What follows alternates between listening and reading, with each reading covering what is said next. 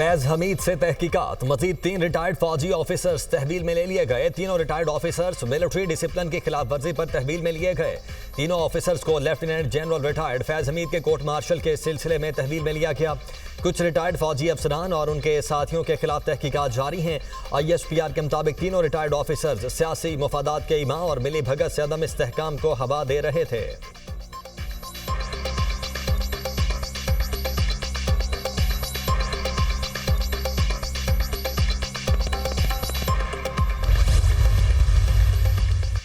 फौजी तहवील में लिए गए तीनों अफसरान के नाम सामने आ गए। इजराय के मुताबिक गिरफ्तार अफसरान में brigadier retired Ghaffar, brigadier retired Naeem और कर्नल रिटायर्ड आसिम शामिल हैं।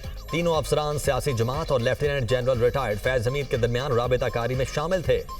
2 रिटायर्ड ब्रिगेडियर्स का ताल्लुक चकवाल से है। ये जनरल फैज के खास और मंजूर नजर अफसरान थे। रिटायरमेंट के बाद ये सियासी पैगाम रसानी और सहूलतकारी में भी मुलव्वस थे।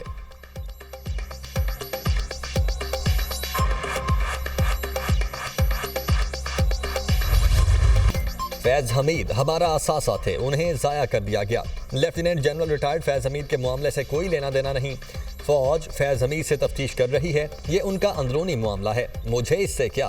फैज हमीद का एहतसाब कर रहे हैं, अच्छी बात है, लेकिन फिर सबका एहतसाब करें। IB की रिपोर्ट्स थी कि स्पीकर पंजाब असम्बली मलिक अहमद खान हर वक्त जनरल बाजवा के पास बैठे रहते थे। बानी PTI की अडयाला जेल में सहाफ़ियों से गुफ्तगू, कहा जनरल बाजवा ने नवाज शरीफ और शहबाज शरीफ के कहने पर फैज हमीद को हटाया था। फैज हमीद को हटाने पर मेरी जनरल बाजवा से सख्त तौक़-कलामी हुई थी।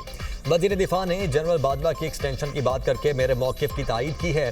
पार्टी तैयारी करे, मखसूस नशिस्तों के हवाले से सुप्रीम कोर्ट का फैसला न माना गया तो सड़कों पर होंगे।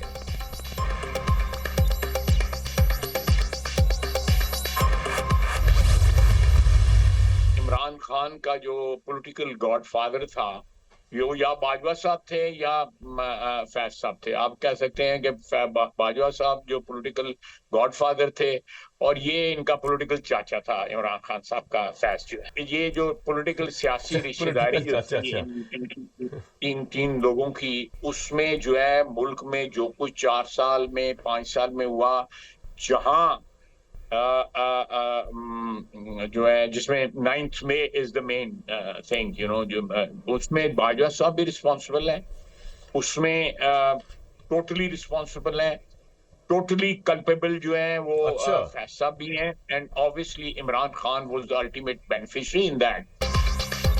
9 मई को हदफ दिए गए थे। वजीर दिफा ख्वाजा आसिफ का दावा, 9 मई में बाजवा, फैज हमीद और बानी PTI भी मुलव्वस हैं। जब तक सपोर्ट ना हो तो 9 मई जैसा वाक़या नहीं किया जा सकता। फैज हमीद का सियासत में रोल रहा है। फैज हमीद के तहरीक इंसाफ से राबते थे। जनरल बाजवा बानी PTI का सियासी गॉडफादर और जनरल फैज सियासी चचा था। जनरल बाजवा ने जनरल फैज को फ्री हैंड दिया हुआ था, उनके ट्रायंगल में सब कुछ गर्क हो गया। बानी PTI सियासतदानों के साथ बैठना तौहीन समझते हैं। तहरीक इंसाफ दौर में तालिबान को मुल्क में बसाया गया। तालिबान की वजह से दहशतगर्दी के वाक़यात दोबारा शुरू हो गए। आइन में तरमीम पास करना पार्लियामेंट का हक है। अदलिया का काम बनाए गए कानून पर अमल दरामद करना है। अदलिया के गलत फैसलों की कौम ने भारी कीमत अदा की। वजीर दिफा ख्वाजा आसिफ की गुफ्तगू।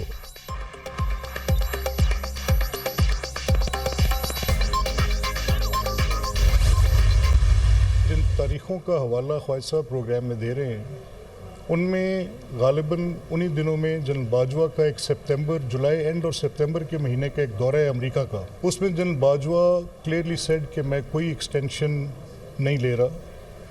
उसके बाद मेरी क्योंकि कभी जनरल बाजवा से सियासी बातचीत कम होती थी, ज़ाती याद अल्लाह दोस्ती न्याज़मंदी का एक तल्लुक़ था, जो कल भी था, जो आज भी है, और मैं अपने हदूदों क़यूद को जानने वाला आदमी हूँ। जो लिस्ट आई मेरिट पे, जो एट अबव 5 नेम्स थे, वो 5 नाम आए, उनमें से जो सीनियर मोस्ट था गवर्नमेंट ने तैनात कर दिया। जनरल बाजवा ने दौरा अमेरिका में तौसी की तरदीद की थी। जिन तारीखों का हवाला ख्वाजा आसिफ ने दिया, उन दिनों जनरल बाजवा का दौरा अमेरिका हुआ था। जनरल बाजवा का कहना था कि बहुत से अफसरान हैं जिनका आगे आना हक बनता है। जनरल बाजवा की बदनीयती होती तो उनके पास ऑप्शंस थे। स्पीकर पंजाब असम्बली मलिक अहमद खान की मीडिया से गुफ्तगू, कहा मेरी जनरल बाजवा से सियासी बातचीत बहुत कम होती थी। मैंने कभी अपनी पोजीशन से तजावुज नहीं किया। जनरल बाजवा आर्मी चीफ की तैनाती के लिए सीनियरिटी को हर हाल में मद्देनजर रख रहे थे। मेरिट पर 5 लोगों के नाम की लिस्ट आई, मोस्ट सीनियर को तैनात किया गया। ख्वाजा आसिफ की रिक्रूट करने वाली बात का मेरे पास कोई सबूत नहीं। फैज हमीद के मामले पर सियासत से गुरेज करना चाहिए, ये इदारे का अंदरूनी मामला है।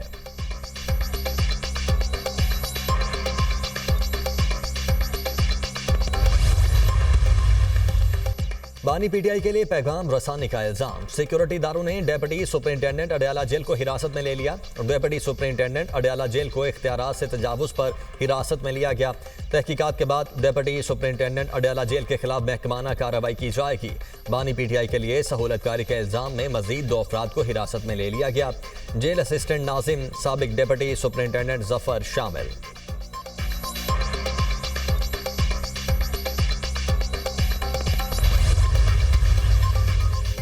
फैज हमीद का एहतसाब फौज का अंदरूनी मामला है। फैज हमीद से मुतल्लिक आर्मी एक्ट अपना रास्ता खुद इख्तियार करेगा। उनके पास हाई कोर्ट जाने का हक है। वजीर दिफा ख्वाजा आसिफ की कोई हैसियत नहीं। 2 घंटे इंतजार के बाद भी जेल हुकाम ने बानी पीटीआई से मुलाकात की इजाजत नहीं दी। ये मसला फ्लोर ऑफ द हाउस उठाऊंगा। अपोजिशन लीडर उमर अयूब की मीडिया टॉक। शिबली फराद का कहना है कि सियासी माहौल को खराब किया जा रहा है।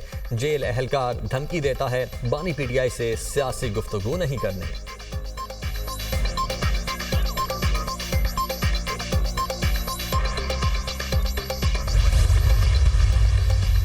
नवाज शरीफ का फैज हमीद केस से मुतल्लिक मामलात पर पार्टी रहनुमाओं को किसी भी किस्म के बयान देने से मुतल्लिक इंतहाई एहतियात बरतने का हुक्म।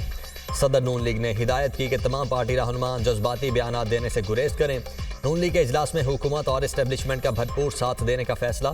हुकूमत का इस्लामाबाद और पंजाब में जलसे जुलूसों और मुजाहिरों पर पाबंदी लगाने पर गौर। अमन अमान खराब करने वालों के साथ सख्ती से निमटने का फैसला। मुल्क को नुकसान पहुंचाने वाले अफराद की सपोर्ट करने वालों का एहतसाब जरूरी है। नवाज शरीफ की मुस्लिम लीग नून के मुशावरती इजलास में रहनुमाओं को हिदायत। कहा, हमें कारकर्दगी के साथ साथ अवामी मसाइल को ज्यादा फोकस करना है। दुरुस्त समत की जानिब चल पड़े हैं।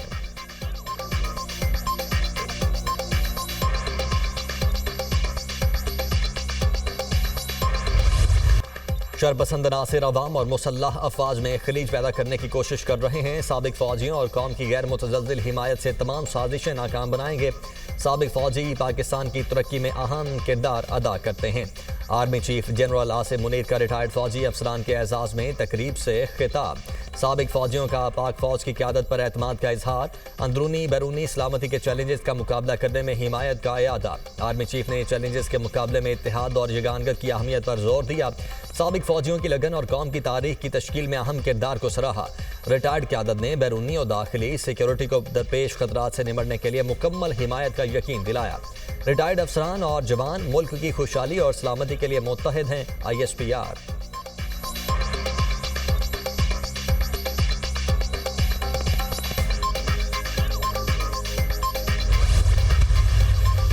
इंटरनेट सर्विस में बदतरीन खलल। मोबाइल डाटा के बाद वाईफाई से भी डाटा शेयरिंग रुक गई। मुल्क में 1 माह से इंटरनेट सर्विसेज मुतासर।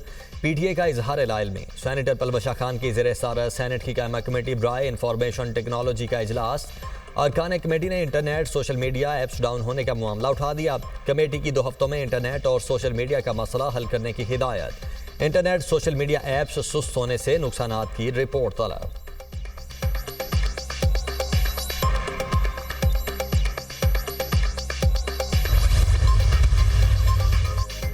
पाकिस्तान स्टील मिल्स के नुकसानात 600 अरब रुपए तक पहुंचने का इंकशाफ। स्टील मिल्स के नुकसानात 224 अरब और इदाइयों का बोझ 335 अरब है।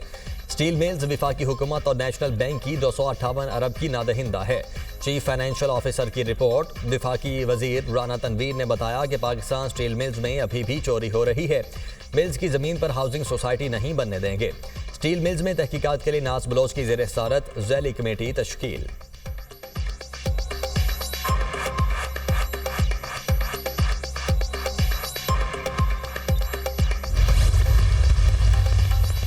मारगला हिल्स नेशनल पार्क में कमर्शियल सरगर्मियां और हाउसिंग सोसाइटी का केस। सुप्रीम कोर्ट ने सेक्रेटरी काबीना और सेक्रेटरी मौसमियाती तब्दीली को तौहीन अदालत की कार्रवाई से बरी कर दिया। अदालत ने वाइल्ड लाइफ बोर्ड वजारत दाखिला के मातहत करने से मुतल्लिक अटर्नी जनरल से वजाहत तलब कर ली।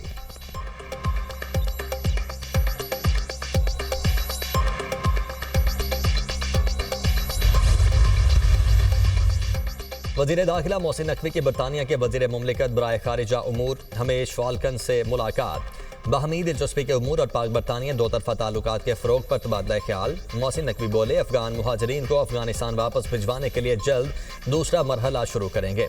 पाकिस्तान की सिक्योरिटी फोर्सेज ने दहशतगर्दी के खिलाफ जंग में बेमिसाल कुर्बानियां दी हैं। बरतानवी वजीर मुमलिकत बराए खारिजा उमूर ने कहा, पाकिस्तान दौलत मुश्तरका का अहम मुल्क है।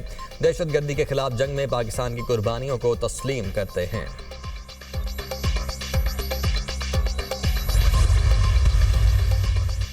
Army chief general Syed Asim Munir की तरफ से गोल्ड मेडलिस्ट अरशद नदीम के एजाज में तकरीब कल होगी। अरशद नदीम और अहले खाना के एजाज में खुसूसी तकरीब कल जनरल हेडक्वार्टर्स रावलपिंडी में होगी। तकरीब के इनेकाद का मकसद गोल्ड मेडलिस्ट अरशद नदीम की सलाहियतों का एतराफ़ और हौसला अफजाई है। गोल्ड मेडलिस्ट अरशद नदीम कौम की तवक्कुआत पर पूरा उतरे और मुल्क का नाम रोशन किया। गोल्ड मेडलिस्ट अरशद नदीम खेलों की दुनिया में पाकिस्तान की नौजवान नस्ल के लिए मशअल राह साबित होंगे।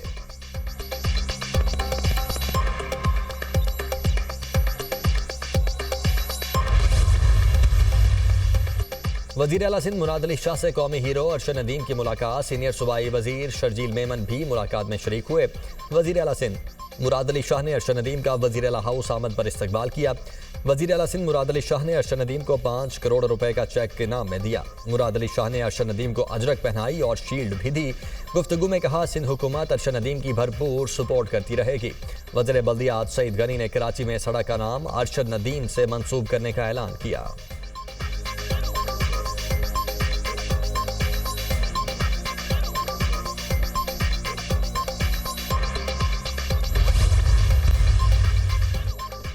भारत के यौम आज़ादी पर यौम सियाह लाइन ऑफ कंट्रोल के दोनों तरफ और दुनिया भर में कश्मीरी आज भारत के यौम आज़ादी को यौम सियाह के तौर पर मना रहे हैं। मकबूजाबादी में मुकम्मल शटर डाउन हड़ताल, तालीमी इदारे, दुकानें और कारोबारी मराकज़ बंद, ट्रांसपोर्ट भी मुअत्तल। भारतीय मज़ालिम के खिलाफ मुजाहरे और एहतजाजी रैलियाँ, दुनिया के सामने भारतीय मज़ालिम उजागर।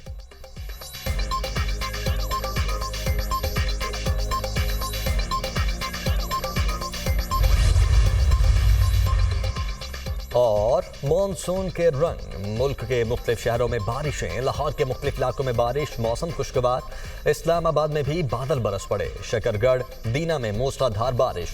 निशेबी इलाके ज़रियात, मीरपुर, आज़ाद कश्मीर में भी बादल खूब बरसे। खैबर पख्तूनख्वा और बलोचिस्तान के मुख्तलिफ इलाकों में भी बारिश की पेश गोई। तूफानी बारिशों के बाइस मरी, गलियात और कश्मीर के नदी नालों में तूफ़ानी का खदशा।